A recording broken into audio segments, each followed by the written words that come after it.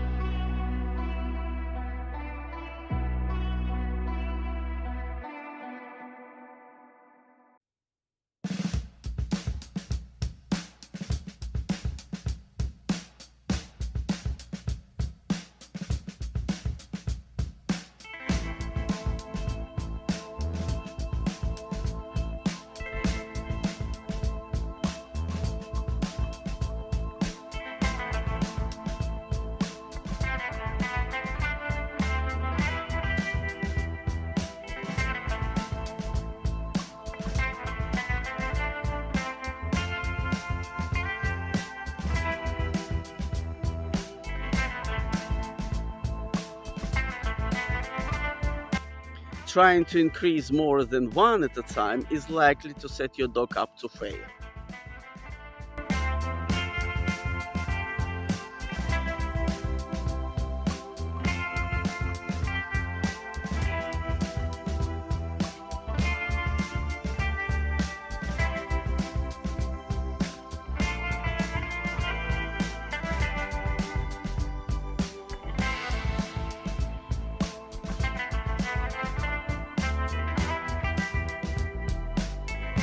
If your dog does fail, you've probably progressed too fast, too far, too soon.